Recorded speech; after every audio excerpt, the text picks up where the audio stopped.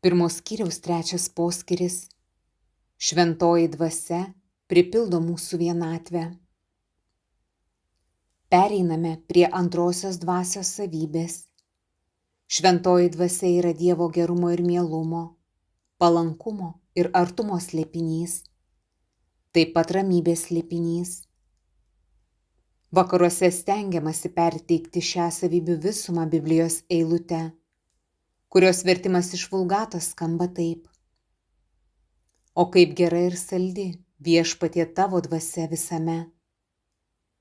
Viename sekminių pamoksle popiežius Inocentas III skelbė: O kokia saldi ši dvasia, kokia maloni, kokia miela. Tik tas ją pažįsta, kas jos ragavo. Semitų kalbose žodis dvasia yra moteriškosios giminės. Todėl kai kuriuose sluoksniuose, ypač senųjų sirų autorių, buvo išplėtotas nuodugnus mokymas apie šventąją dvasią motiną. Jame pabrėžiamas dvasios asmens romumas ir švelnumas.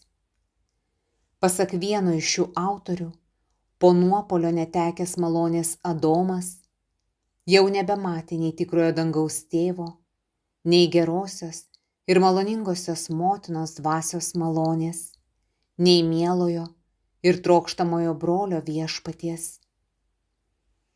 Kadangi gnostikai nuo pat pradžių šią temą piknaudžiavo, ji veikiai buvo nustumta į didžiosios bažnyčios tradicijos nuošalę.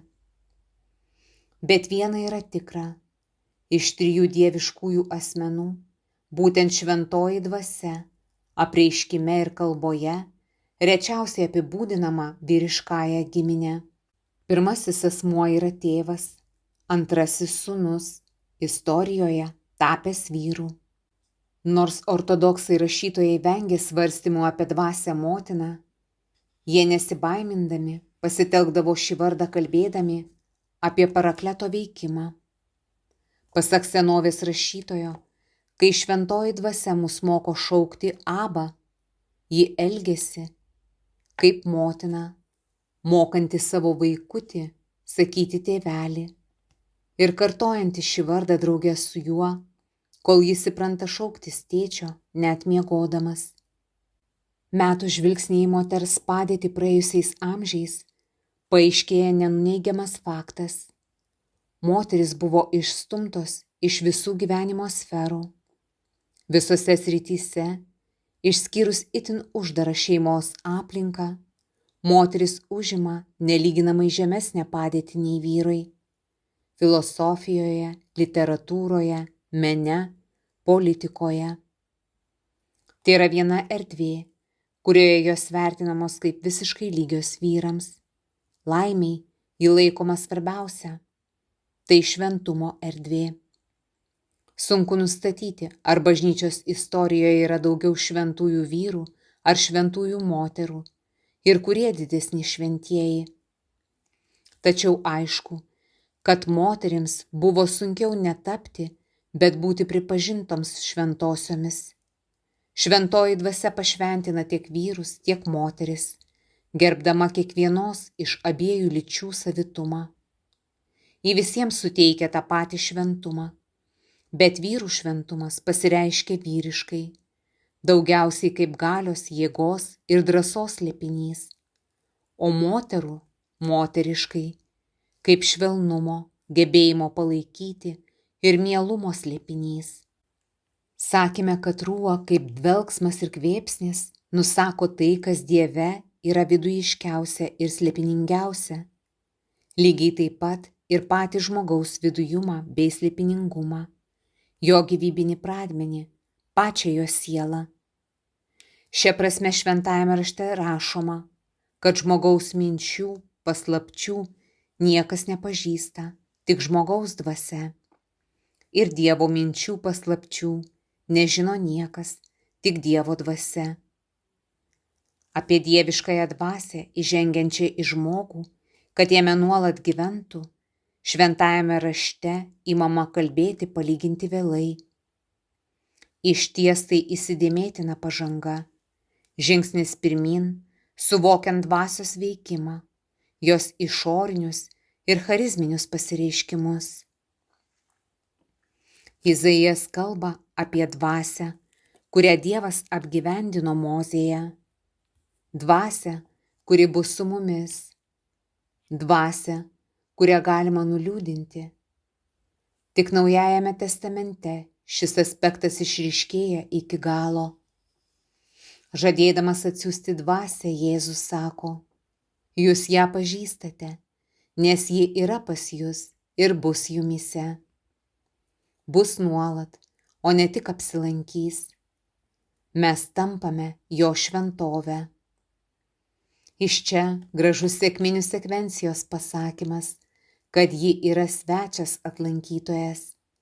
Kitaip sakant, mielas sielos svetys. Kas mums sakoma šiuo antruoju žavinčiu dvasios pasireiškimo būdu, apimančiu ir praturtinančiu pirmąjį šiurpulingąjį. Šventas Bazilijus tai atskleidžia paprastais ir sykiu įstabiais žodžiais. Šventoji dvasia yra ta, kuri kuria artumą su Dievu. Tai biblinis vaizdinys. Laiške Efeziečiams skaitome: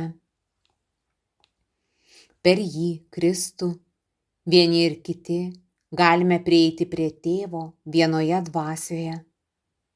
Vadinasi, jūs jau nebesate ateiviai nei svetimi, bet šventųjų bendrapiliečiai ir Dievo namiškiai, ant kurio Kristaus ir jūs esate drauge statomi kaip Dievo buveinė dvasioje. Dusyk pavartotas žodis turi ištisą virtinę reikšmių, padarančių sąvoką dar įtaigesnę. Jis reiškia pasisavinimą, patrauklumą, palankumą ir artimumą. Šventojoje dvasioje Dievas tampa mūsų, mus patraukia savęsp, išsklaido mūsų baimę ir tam tikrą nejaukumą, kylanti mums nusidėjusio Adomo palikuonims jo akivaizdoje. Per dvasią esame namie pas Dievą. Ir Jonas rašo: iš to pažįstame, kad pasiliekame jame ir jis mumyse, jis yra davęs mums savo dvasios.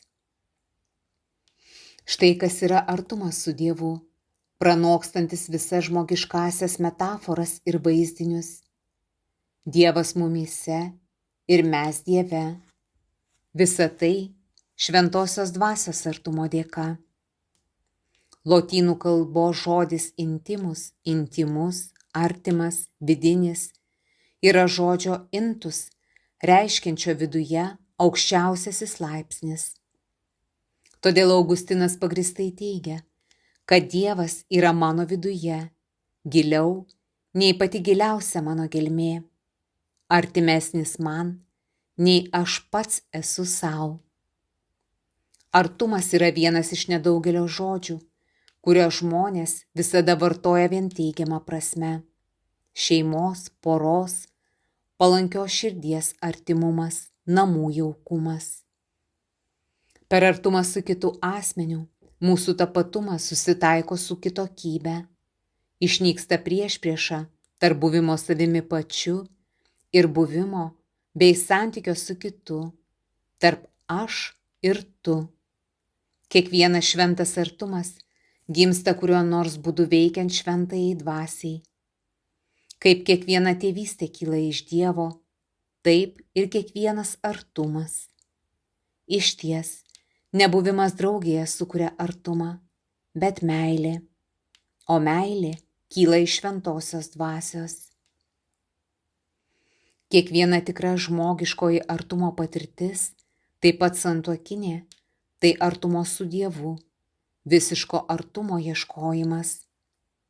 Žmogus ieško, nors galbūt to nė nesuvokdamas, tos esaties širdies, tos dermės ir atvangos vietos, už kurios jis žino, nėra kitos gilesnės ir teikiančios didesnę laimę. Taip pat iš to išplaukia ir praktinių padarinių. Šventoji dvasia yra atsakas į mūsų vienatvę ir išeitis iš jos, dar vienos didžiosios visuotinės žmonių kentėjimų priežasties, greta baimės ir silpnumo. Kaip išties įveikti vienatvę? Žinoma, ją įveiksi nebūdamas minioje, bet veikiau turėdamas draugą, pašnekovą, bendražygį. Jei sutinkame, mūsų bičiulė tampa šventoji dvasia.